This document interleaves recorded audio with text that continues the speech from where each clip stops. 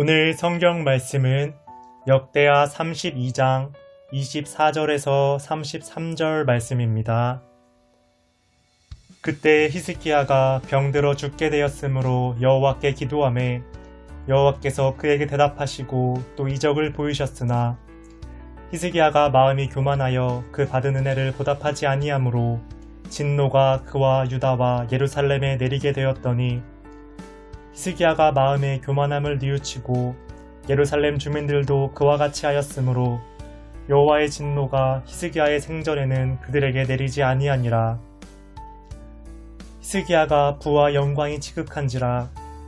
이에 은금과 보석과 향품과 방패와 온갖 보배로운 그릇들을 위하여 창고를 세우며 곡식과 새 포도주와 기름의 산물을 위하여 창고를 세우며 온갖 짐승의 외양간을 세우며 양떼의 우리를 갖추며 양떼와 많은 소떼를 위하여 성읍들을 세웠으니 이는 하나님이 그에게 재산을 심히 많이 주셨음이며 이 히스기야가 또 기온의 윗 샘물을 막아 그 아래로부터 다윗성 서쪽으로 곧게 끌어들였으니 히스기야가 그의 모든 일에 형통하였더라.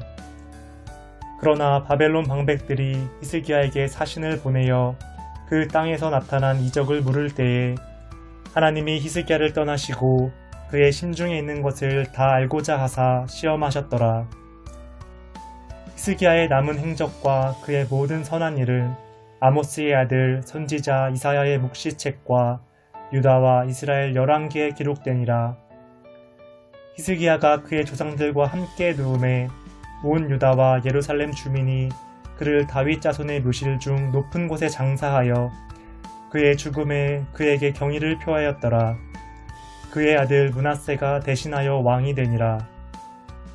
아멘. 샬롬, 12월 14일 월요일 새벽 영상으로 인사를 드립니다.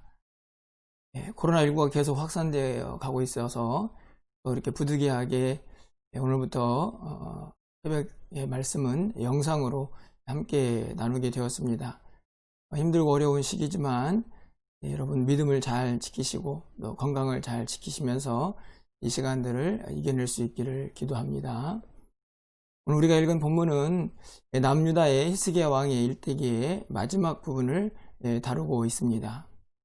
우리가 알고 있는 것처럼 히스기야 왕은 그래도 하나님을 잘 섬겼던 그런 인물입니다. 성전이 무너지고 또 우상을 숭배할 때에 모든 것들을 제거하고 성전에서 하나님 앞에 제사를 드렸던 인물이기도 하고 또 오랫동안 단절되었던 6월절의 절기를 다시 회복시켰던 그런 왕이기도 합니다.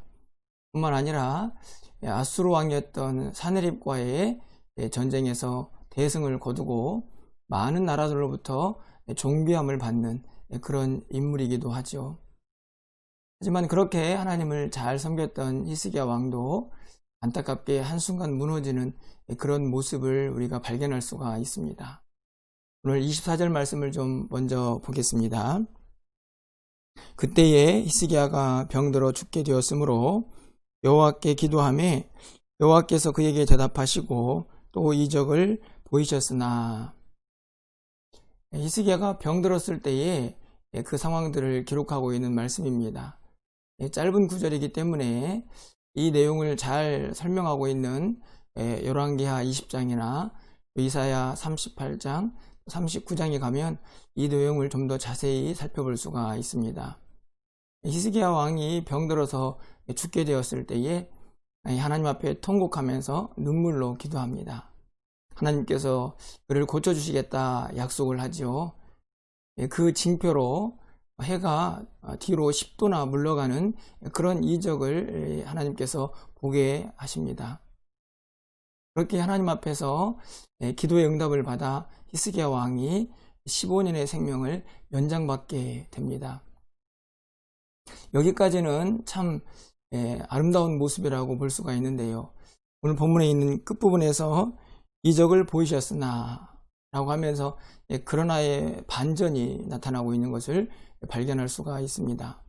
바로 이어지는 25절 말씀을 가서 보시면요. 히스기야가 마음이 교만하여 그 받은 은혜를 보답하지 아니하므로 진노가 그와 유다와 예루살렘에 내리게 되었더니.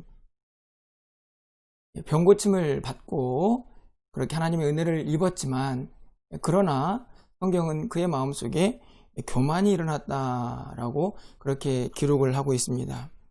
그로 인해서 그가 진노를 받았다라고 기록하고 있는데요. 어떤 교만이었을까요?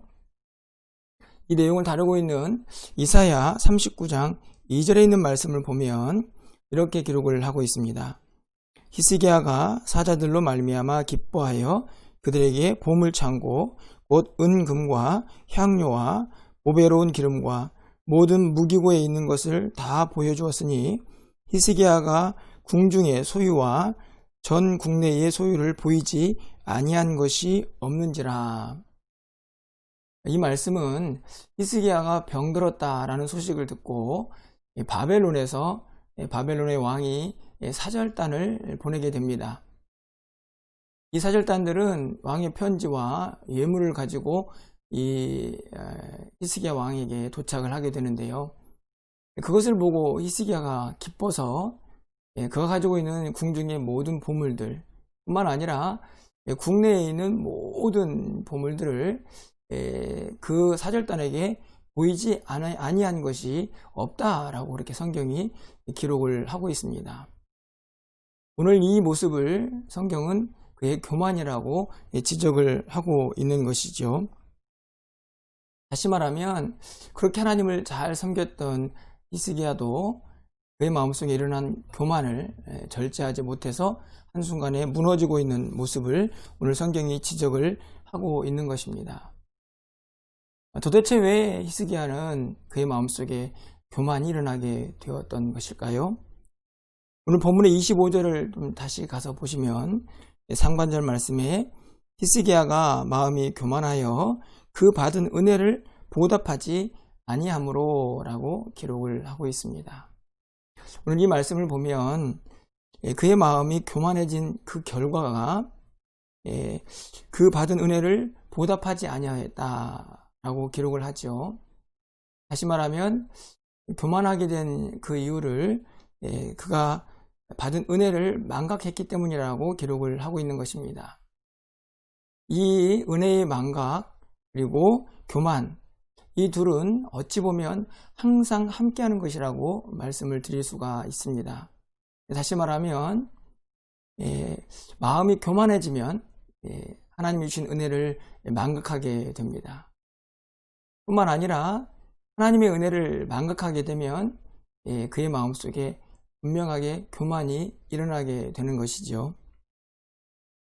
이 둘은 구별될 수 없다고 생각이 듭니다. 그가 얼마나 교만했는지를 잘 볼 수 있는 대목이 27절 이하에 기록이 되어 있습니다. 히스기야가 부와 영광이 지극한지라 이에 은금과 보석과 향품과 방패와 온갖 보물해온 그릇들을 위하여 창고를 세우며. 이 본문을 보면 히스기야가 부와 영광이 지극했다라고 기록을 합니다. 얼마나 부와 영광이 가득했는가 하는 것을 알 수 있습니다. 모두 무엇 때문입니까? 하나님이 주신 은혜죠. 하지만 그 은혜를 망각하고 잊어버리자 그의 마음속에 교만이 찾아오게 된 것입니다. 은혜를 기억하면 감사가 흘러나오고요. 은혜를 망각하면 그 마음속에 교만이 일어난다는 사실을 우리가 분명히 기억해야 한다는 말씀입니다. 오늘 우리도 마찬가지입니다. 우리는 매일매일 하나님 주신 은혜로 하루하루를 살아가고 있습니다. 그 은혜를 기억하면 감사하게 될 것이지만 그 은혜를 잊어버리면 우리의 마음속에 교만이 일어날 수 있다는 사실을 기억해야 한다는 것입니다. 특별히 성탄의 계절을 보내고 있는데요. 무엇보다도 우리를 구원하신 하나님의 그 구원의 은혜 여러분 마음속에 꼭 기억하셔서 우리의 마음속에 일어나는 교만을 차단하고 하나님 앞에 그 은혜를 늘 감사하며 하나님의 은혜를 보답하며 살아갈 수 있는 우리 모두가 될 수 있기를 간절히 소망해 봅니다. 오늘 이 말씀에서 우리가 한 가지 더 살펴보아야 할 것은요, 31절에 기록이 되어 있습니다. 그러나 바벨론 방백들이 히스기야에게 사신을 보내어 그 땅에서 나타난 이적을 물을 때에 하나님이 히스기야를 떠나시고 그의 심중에 있는 것을 다 알고자 하사 시험하셨더라. 이 말씀은 히스기야가 교만하여 범죄할 때의 상황을 잘 설명하고 있습니다. 하나님께서 그를 떠나셔서 그의 심중에 정말 하나님을 잘 섬기고 있는가 하는 것을 시험하셨다라고 말씀하고 있습니다. 이 본문에서 하나님이 히스기야를 떠났다라는 말씀을 좀 생각해 보아야 합니다. 구체적으로 이것은 무엇을 의미하는 것일까요? 새 번역이 이 부분을 잘 번역하고 있다고 생각이 드는데요. 이 부분을 히스기야가 마음대로 하게 두셨다라고 새 번역이 번역합니다. 다시 말하면 하나님께서 히스기야를 떠났다라는 말씀은 하나님께서 히스기야가 어떻게 그 상황을 대처하는지 두고 보신 것이죠. 그렇게 두고 보았더니 히스기야가 교만하게도 하나님을 떠나서 범죄하고 있는 모습을 보여주었다라고 성경이 기록하고 있는 것입니다. 이 부분에서 우리가 하나님을 붙잡고 하나님과 늘 동행하는 것이 얼마나 중요한가 하는 것을 다시 깨달아 보게 됩니다. 우리가 하나님께서 우리를 시험하실 때에 그것을 잘 이겨내면 얼마나 좋겠습니까? 하지만 우리는 연약해서 하나님께서 우리를 떠나시면요, 넘어지고 무너질 수밖에 없는 연약한 존재라는 사실을 오늘 히스기야가 분명하게 우리에게 보여줍니다. 그래서 우리는 절대로 하나님을 떠나서는 안 됩니다. 늘 하나님과 동행해야 하고 늘 하나님 앞에서 우리를 떠나지 마시고 우리와 함께 해달라고 하나님 앞에 기도해야 하는 것이죠. 시편 27편 9절은 시인을 통해서 이 사실을 우리에게 너무나 잘 가르쳐 줍니다. 주의 얼굴을 내게서 숨기지 마시고 주의 종을 노하여 버리지 마소서. 주는 나의 도움이 되셨나이다. 나는 나의 구원의 하나님이시여 나를 버리지 마시고 떠나지 마소서. 시인은 하나님 앞에 간절히 기도하고 있습니다. 자신을 떠나지도 말고 버리지도 말라고 말씀입니다. 그 이유가 무엇일까요? 하나님이 우리를 떠나고 우리를 버리시면 우리는 넘어지고 무너질 수밖에 없는 연약한 존재이기 때문입니다. 히스기야 왕을 하나님이 잠시 떠났습니다. 그 하나님을 잘 섬기는가 시험하기 위해서였지만 결국 그 순간 그는 무너지고 넘어지는 모습을 발견하게 됩니다. 그래서 우리는 하나님께 기도해야 합니다. 우리가 하나님을 떠나지 않겠습니다. 하나님 우리를 버리지 마시고 우리를 떠나지 마옵소서. 그렇게 하나님과 동행하고 하나님과 함께 할 때에 우리는 모든 시험과 어려움들을 이겨내고 늘 승리할 수가 있기 때문입니다. 말씀을 맺으려고 합니다. 오늘 하루도 우리 모두가 하나님께서 우리에게 주신 은혜를 잊지 말고 기억합시다.